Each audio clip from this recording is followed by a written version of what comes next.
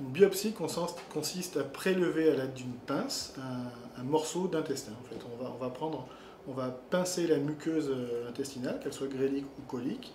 On va le mettre dans un petit bocal qui contient du formol, donc il va fixer le prélèvement, et ensuite on l'envoie au laboratoire d'anatomopathologie pour l'analyse. La biopsie va nous permettre peut servir à un examen dit anatomopathologique, c'est-à-dire à analyser la muqueuse intestinale, pour voir s'il y a des cellules inflammatoires, des arguments en faveur d'une maladie chronique rectocolite hémorragique.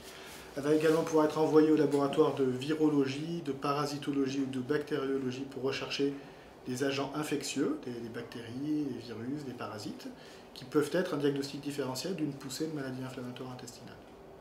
Alors, en termes de nombre de biopsies à réaliser lors d'un examen, il n'y a pas de chiffre recommandé. C'est sûr que plus on en fait, plus la personne qui va analyser ces biopsies aura suffisamment de matériel pour analyser la muqueuse intestinale. Donc, il n'y a pas de nombre.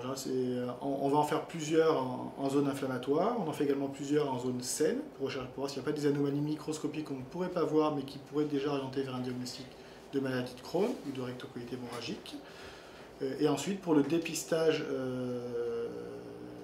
de la dysplasie ou du cancer colorectal, il y a un petit peu à l'heure actuelle deux stratégies qui se confrontent. La première qui consiste sur un côlon très bien préparé à faire des biopsies dites étagées, même si on ne voit pas de lésion.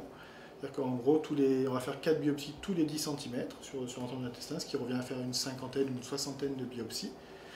Ou alors, maintenant, on sait qu'il y a les endoscopes ont évolué, la vision, la qualité de la vision s'est nettement améliorée. On peut faire de la coloration à l'indicocarmin, c'est-à-dire qu'on utilise un cathéter spray qui va asperger un colorant bleu qui en fait rehausse les anomalies de surface sur la muqueuse intestinale et qui nous permet, lorsque c'est bien fait et lorsqu'on a un opérateur qui est habitué à ça, de détecter des petites anomalies qu'on ne verrait peut-être pas forcément en lumière blanche, sans coloration.